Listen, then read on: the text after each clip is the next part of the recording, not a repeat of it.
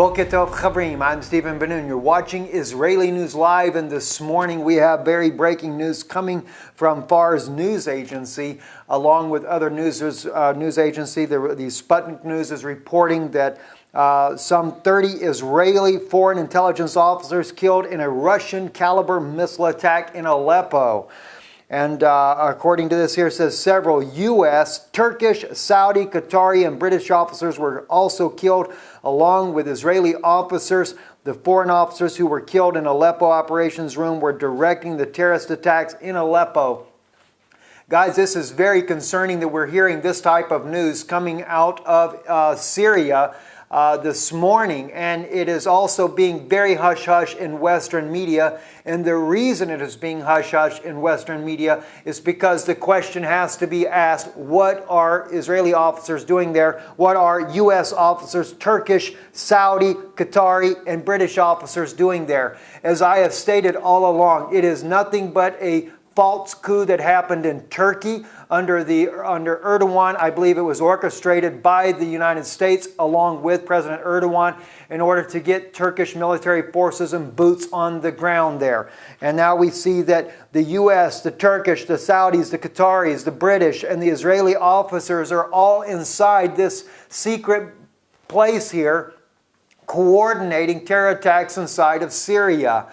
And although I love my countrymen, both U.S. and Israeli countrymen there, is still, what are we doing in Saudi Arabia? And I want to state this because I know there's going to be many that are going to be concerned about the fact that this news has happened. It's going to be a cry from the West to bring about war against Russia. But you have to understand, Russia is actually trying to stop this whole rebel force that's going on, and this whole so-called moderate rebels is trying to overthrow the country. But I am not the only voice from the United States that is sounding this alarm that we have no business to be in Syria. They have demonized President Bashar al-Assad as being some kind of madman, gassing and using incendiary devices, etc. on his people, only to find out that it's to the contrary. Even Eren Erdem, the former Turkish MP member of the parliament in Turkey, he was the first one to reveal that the 2013 gas attacks that happened in Syria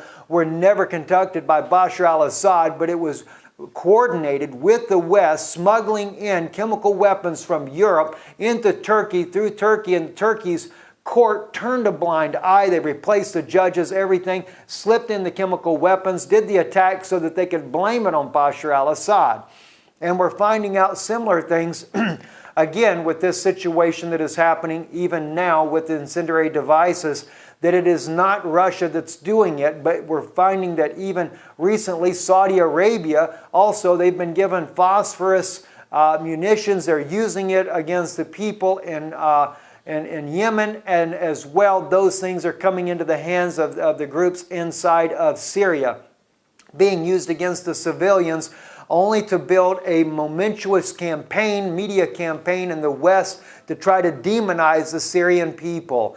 And one thing I might add to that, and this is what we're going to close out this news broadcast with, I want you to hear. This here is a panel. I'm only using 3 of the 5 that are in there, but I want you to listen to what a U.S.-led delegation that went to Syria firsthand, went to Damascus, and found out that it was nothing but a bunch of lies and propaganda by the U.S. government that is controlled by the U.S. corporate media to demonize Syria and to make it look like as if Assad was a regime and was trying to just dictate over his people.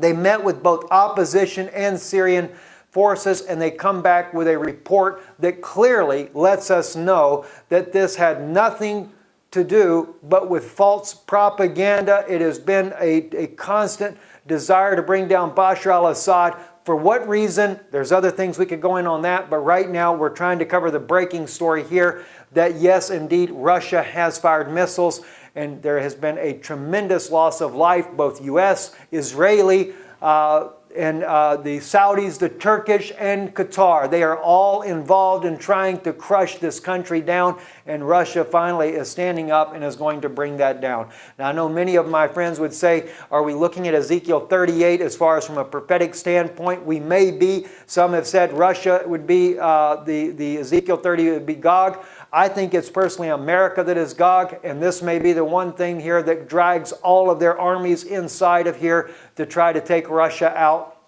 Then others might say this would be the hook in the jaws for Russia and bring them down, but Russia is one nation, and we see in the prophecy of Ezekiel that it is jaws and hooks, plural, so it is a multinational force that comes in, and we see a multinational force there. My condolences also go to those families, the U.S., the British, even the Turkish and Saudis. I mean, these are loved ones of people that have died in this, just as the loved ones of the Syrians that have died in this war as well. As we've seen, the sad cases of it's loss of life, friends, is a loss of life. It doesn't matter what nationality. I do have a heart for that, and my condolences to all the families that have died into this. But I think if the West would have stayed out of Syria, we wouldn't have the problem we're having today. I'm Stephen Ben-Nun with Israeli News Live. It was our consideration that we had to reach out to the U.S. peace movement and ask that they participate in a delegation to Syria to see for themselves what existed, to speak to both officials and non-officials, civil society, to try to determine for themselves, independently, the situation in Syria and the road to peace. That is our responsibility. Our responsibility is to reach out first to the U.S. peace movement and then to the American people.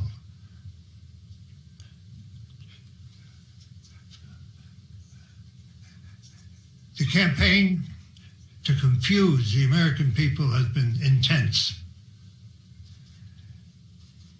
And it is our purpose to try to bring some light, some understanding, which can perhaps lead to the American people demanding an end to the intervention and peace in Syria. What Alfred said is so true. We are fighting a mass of propaganda that has demonized the Syrian government, demonized its leaders, an effort that precedes every other intervention that the United States has made over the course of many, many decades in order to convince people that it's okay for quote-unquote humanitarian reasons to overthrow a government and to replace it with whatever.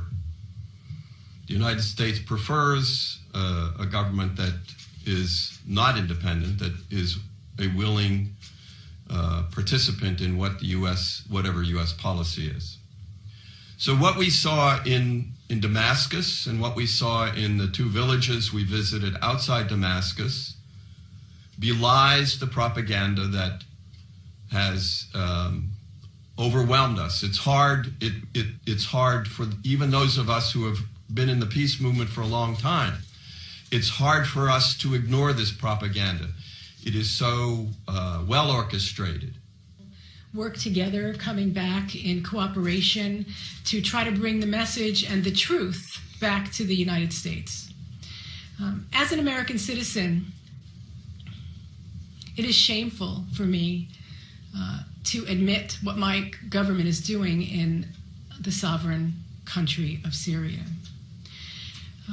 We have no right to impose these illegal sanctions. In fact, these sanctions, allegedly, the government says are against the government of Syria. But in fact, it's against the people, civil society, people who are attempting to maintain the infrastructure, the health care, the safety of all Syrian people. One of the things that stood out to me is not only the lack of medication and the fact that Syrian children are dying because they can't get chemotherapy meds into the country because of the illegal sanctions that the U.S. and the West has imposed. Also, they're not allowing parts and material to get to businesses who are trying to maintain. And they're trying to maintain for more than one reason, and not just to continue to make money, but to employ people. Because when people have no way to earn a living, they become desperate. And we know that some of the Syrian people who may have chosen to join the terrorists, mostly for economic reasons, because they couldn't earn a living. And their benefactors, the U.S. and all the others who are collaborating together to fund this terrorism, are paying people very well to participate in this illegal activity against the Syrian people.